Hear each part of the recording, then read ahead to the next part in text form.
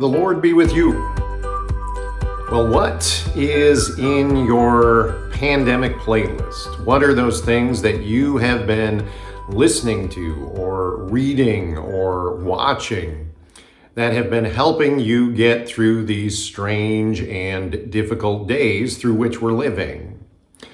I know that we began this series by calling it a pandemic playlist, and I can't help but think the further we go through this, that inevitably there's going to come a time when the question comes up, is this even still a pandemic? Why are we talking about playlists for the pandemic? And to be clear, while COVID-19 is still spiking and resurging in different places at different times, and I don't think that's going to go away anytime soon, I really enjoy this series and I'm not looking to end it. And I actually like the rhythmical quality of that name, Pandemic Playlist. So I'm just going to keep that regardless of whether numbers actually indicate a pandemic anymore, where it's going in the future. Just like we have this hypothetical game that we say, if you were stranded on a desert island and you could only bring one book to read or have one movie to watch, what would it be?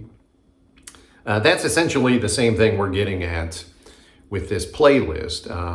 If you are going through a pandemic, or if you could be going through a pandemic in the future, what are those things, those sources of media and culture that are helping to not only distract you, but to give you the mental fortitude and maybe even spiritual encouragement to navigate these days well? So we have talked about lots of movies and lots of songs up to this point, but I believe we've only done one book. And that was The Other Side of the River. So kind of a true life drama in a real place. What I would like to do today, and what I would like to recommend for you for your playlist, is more of a fiction book. So I am going to recommend the book, The Mysterious Benedict Society. Now, the reason this came up was because Disney Plus is currently doing a series on the Mysterious Benedict Society. So this is multiple episodes. This is working its way through the novel. I'm not recommending the TV show. I'm not going to talk about the TV show, not because it's not necessarily good, but because I haven't seen all of the episodes yet. I know there are some discrepancies right off the bat. Specifically the age of Mr. Benedict, the character who plays him in the TV show, is much younger than he's written to be in the novel. So not knowing all of the differences and not knowing what I can and can't say about the TV show, I'm just specifically focusing on the book. So this book was published around 2007. It is by Trenton Lee Stewart, and it is a children's novel or a kid's novel. Now, I say that very, very loosely because it is not written in a very elementary sort of way. It's actually rather long. It's around 500 pages. It has a wonderful lyrical quality to the writing.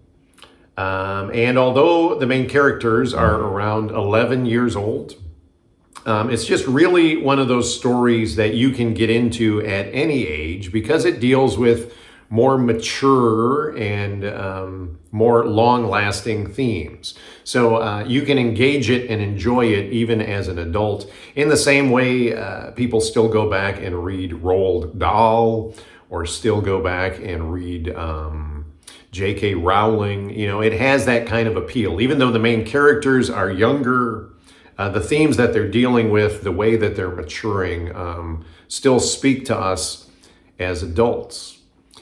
So the main storyline is really about this small grouping of kids who get lumped together rather randomly, or at least it seems randomly, because they have all passed these series of tests, and they've passed them in very unusual ways. They are a very unusual grouping of characters. You got 2 boys and 2 girls, and they certainly seem to have a lot of differences and certainly don't seem like they're going to mesh well as a team. But what we find out is these tests have really been a recruitment method by this man named Mr. Benedict, who is a very smart man, a very compassionate man, an older man who has uncovered this conspiracy going on where this threat, this anxiety is being projected onto entire societies through some sort of subversive, subtle mind control. And he needs these kids because of their childlike qualities, but also because of their unique character traits, to be able to go in and to infiltrate this plot that's going on and to thwart it, basically to save the world. So it's a very fun story. It is part puzzle. It is part riddle. There's lots of things that you have to solve throughout the story, which make it very interesting. It engages your mind. It's part character study. So you've got these different kids with very, very different traits, different skill sets, different personalities, trying to figure out how to work together, how to complement one another.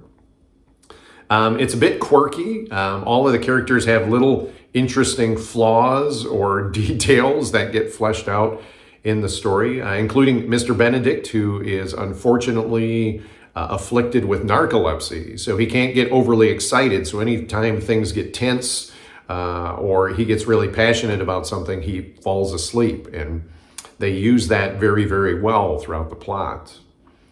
But it's also part adventure, part coming of age story. It's just very, very interesting. And that's one of the reasons I want to recommend this during this time as we're going through these strange and difficult days, is because it draws a lot of good things out. It focuses on themes like family. What does it mean to be a family? What does it mean to welcome someone in as part of your family, even if they aren't biologically connected to you? It deals with courage when you feel very small and very helpless. It deals with a lot of ethical and moral things, like why it is important to be good, why it is important to not let that get corrupted by the outside world, why it's important to believe in one another, even those people that you are partnered with who seem like they are the greatest detriment. You don't know how what seems like their greatest weakness can be used as a strength later in life or in later circumstances. It does a good job of fleshing out this need that we all have to have a healthy mentoring relationship, a healthy father figure in our lives. And that's one of the key things, I think, that relationship between Mr. Benedict and the main character who we experience most of the story through. His name is Rainey Muldoon. They just have this very honest quality, even when it seems like he's not sure if he can trust Mr. Benedict, or maybe Mr. Benedict was keeping things from him. There's this constant call to go back to do what is right. Stick with those people whom you know, who you love, believe in them and work through the issues. And at the end of the day, something incredible could come out the other side. One of the other reasons I think this is important for this time period we're going through is this anxiety, this mind control, and this great threat that everyone feels is utilized and spread through television waves. So people are watching TV and unbeknownst to them, it's creating this stress, this anxiety. It's actually helping them play into the hands of the enemy. And I think about everything going on in our world right now that has been magnified by this pandemic, and how much media has sort of been one of the fuels on the fire that's just helped this spread. It's spread fear, it's spread anxiety, it's spread inconsistency and half-truths and all of these things. And one of the big themes in the book is it's the people who focus more on relationships and less on news and media and television and radio, for that matter, who end up healthier and more holistic as human beings. So if you have never read it, or even if you have and it's been a long time, I read it all the way through with my daughter when she was very, very young. We read a chapter a night, and just one of those that has really stuck with me over the years. I would have kind of forgotten about it if it wasn't for Disney Plus doing the series right now. So I strongly recommend The Mysterious Benedict Society. If you're looking for a little bit of fun, a little bit of light humor, there is virtually no violence in it. There are no guns in it, but there's lots of adventure and things that are kind of risk and high stake, but done in a playful way. It's just a good distraction, and it reinforces those themes of goodness and trust and hope in the face of societal hopelessness.